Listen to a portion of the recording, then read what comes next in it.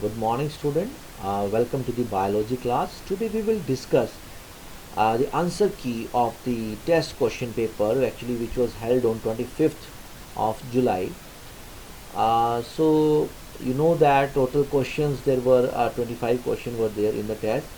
So we will discuss one by one. First question है यहाँ पे, if a cell is having 10 chromosome and it undergoes meiotic division, how many chromosome will daughter cell have? See, this is a very easy question and this question is based upon cell division. यहाँ पे ये बताया जा रहा है कि एक cell है जिसके पास 10 क्रोमोसोम है, अगर उसमें म्योटिक डिवीजन होती है. सी, हमारे पास दो तरह की डिवीजन है cell division, one is the mitotic and one is the meiotic. Meiotic division is a reductional division where the chromosome number remains half. Chromosome number यहाँ पे क्या रह जाता है, हाफ रह जाता है. तो यहाँ पे जो क्रोमोसोम नंबर डॉटर सेल में होगा, अगर मदर सेल में 10 क्रोमोसोम है तो ऑटोमेटिकली जो डॉटर सेल होंगे उनमें जो आपका क्रोमोसोम नंबर होगा वो कितना होगा? Yes, you are right, that is the 5 chromosome. तो इसका जो है 5 chromosome is the right answer. Let us move to the second question. What are the proteins? Dear student, what are the proteins? So this is a question. Actually, you know that protein is an important component of your food. तो यहाँ पे option दिया best energy source, first option है. My dear student, actually the best, no doubt protein provide us energy also, but it is not a good source of energy. The good sources of energy are the carbohydrate. So second option is the made up of amino acids. So I think this is the right answer, क्योंकि amino acids structural component of protein, कि actually protein को जो बनाने वाला जो chemical है या component है, that is the amino acid. So this is the right option. Made up of glucose, this is again wrong option, none of the above, this is also wrong option. So second option जो यहाँ पे आपकी सही होगी, that is the made up of amino acids. So let us move to the third question. The third question is the amyloplast stores dash. Now my dear student, we know that amyloplast, these are the type of plastid, basically leucoplast.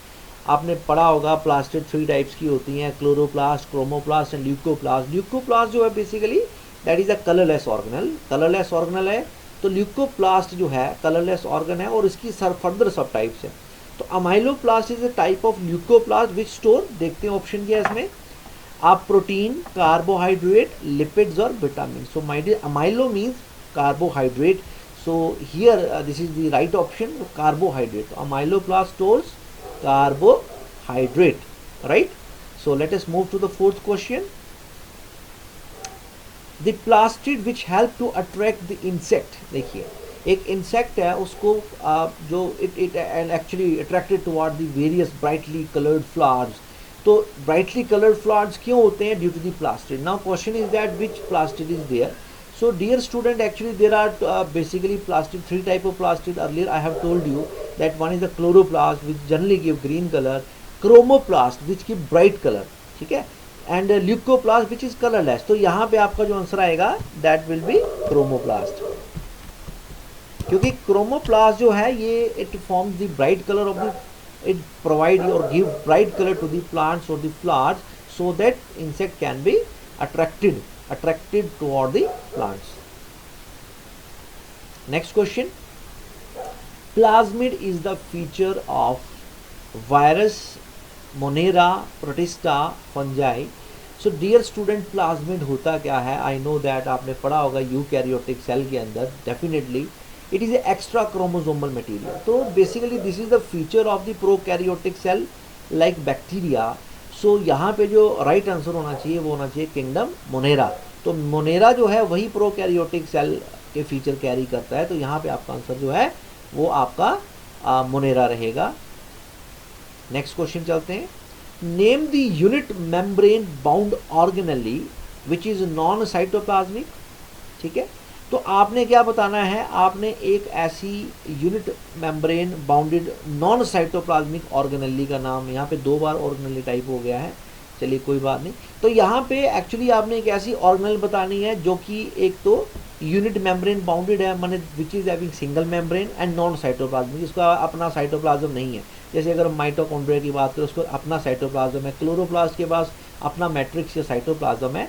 सो ये जो organelle इसका अपना cytoplasm नहीं है। तो यहाँ पे option है माइटोकॉन्ड्रिया, क्लोरोप्लास्ट तो डबल मेम्ब्रेनस है, इनके पास अपना क्लोरोप्लास्ट दिस साइटोप्लाज्म प्रेजेंट है। वैक्यूल एंड राइबोसोम, राइबोसोम जो है it is a non membranes organelle. तो हमारे पास जो राइट आंसर है वो क्या है आपके पास, वैक्यूल। तो वैक्यूल जो आएगा यहाँ पे राइट आंसर जो है वो रहेगा। Then next question, observe the below diagram and specify the movement of the solvent occur from dash to dash. अब आपने नीचे एक इमेज दी हुई है, इस इमेज को देखना है कि सॉल्वेंट की मूवमेंट, सॉल्वेंट माने वाटर, यहाँ पे मुझे लगता है वाटर होगा, तो वाटर की मूवमेंट कहाँ से कहाँ की ओर होती है। Let us see the diagram. Yes, देखिए यहाँ पे दो चैम्बर बने, बीच में सेमी परमेबल मेम्ब्रेन है, और यहाँ पे दिया भी हुआ है कि ये जो ब्लू कलर में है वो वाटर मॉलिक्यूल्स हैं, और ये जो रेड कलर में है ये आपके सॉल्वेंट शुगर मॉलिक्यूल्स हैं। सो यहाँ पे जो सॉल्वेंट की मूवमेंट होगी ए टू बी होगी या बी टू ए होगी, ठीक है, या नन ऑफ इट या सी टू ए। सी ऑप्शन यहाँ पे नहीं है तो वो तो नहीं होगा। A to B, yes A to B, क्योंकि यहाँ पे वाटर की कॉन्सेंट्रेशन ए में ज़्यादा है, ठीक है। Definitely the amount of concentration of water और the solvent is higher in the region ए।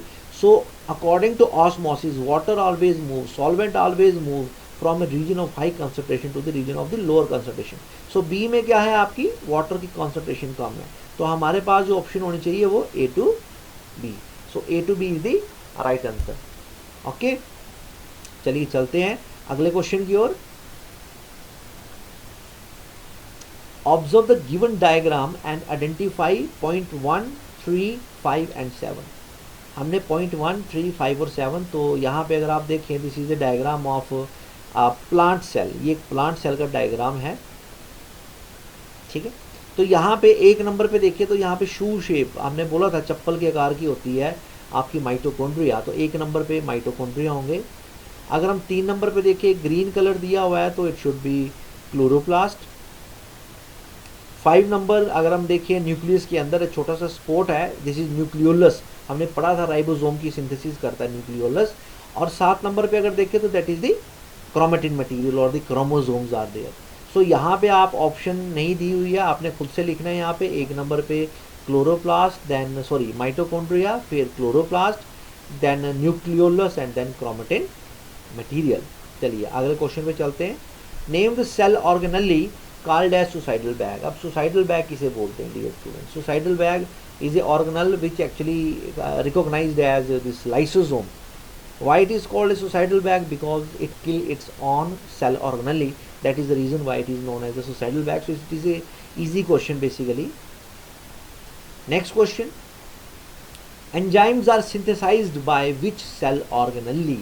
कि एंजाइम जो हैं वो कौन सी सेल ऑर्गेनल बनाती हैं? तो enzyme basically they are the proteinaceous in nature, they are made up of protein. तो मैं कह सकता हूँ कि जो एंजाइम है वो प्रोटीन है। अब अगर आपसे पूछे which cell organelle is responsible for the formation of the enzyme, yes your answer is right, it should be ribosome. तो यहाँ पे जो आंसर आपका आना चाहिए वो राइबोसोम आएगा, क्योंकि प्रोटीन जो हैं they are form by the ribosomes. Next question चलते हैं।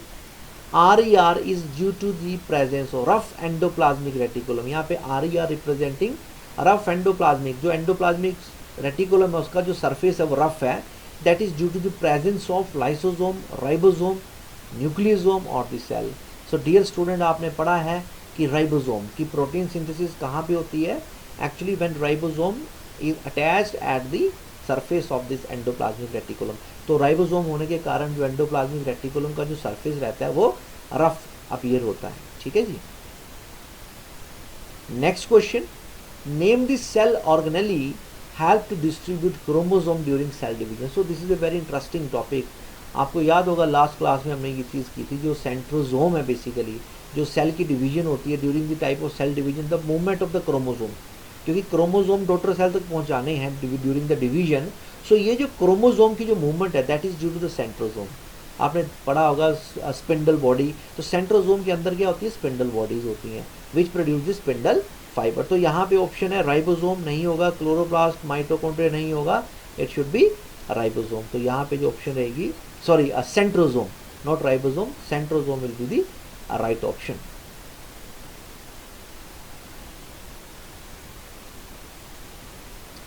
This is the next question.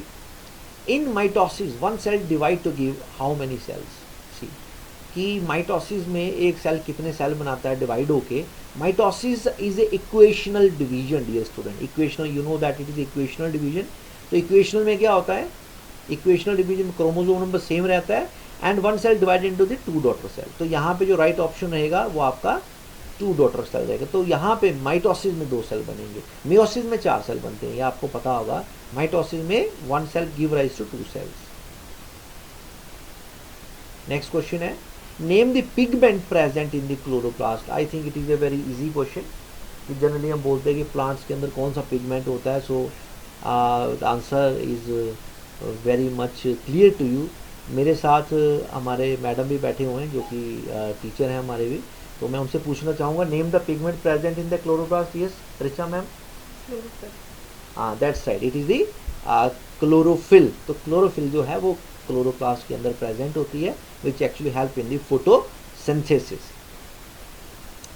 Then the next question, the nucleus in bacteria is called as. Nucleus in bacteria is called as. अब now देखिए, nucleus word हम generally use नहीं करते हैं bacteria में. तो न्यूक्लियस, बिकॉज बैक्टीरिया का जो न्यूक्लियस है that is without the nuclear membrane, और उसके लिए हम एक टेक्निकल टर्म यूज करते हैं and that technical term is the nucleoid. Nucleoid माने such a nucleus which lack the nuclear membrane. So nucleoid is there. तो let us move to the next question. Name the chemical form of energy produced by the mitochondria. As student, do you know that this mitochondria is known as the powerhouse of the cell. It produces power. So power is produced in the form of a chemical. एक chemical की form में होती है. Basically the name of that chemical compound is the ATP, adenosine triphosphate. So ये जो energy होती है ये actually energy rich bond present होते हैं ATP के अंदर, जहाँ पे energy save रहती है. तो इसका जो आंसर आपने लिखना है ATP. Then next question, lysosome carry dash in a unit membrane. Now what lysosome carry? You know that it is a unit membrane bound cell organelle. So basically lysosome it carry hydrolytic enzyme like acid. It is highly acidic in nature. तो इसका जो answer आएगा हमारे पास hydrolytic enzyme.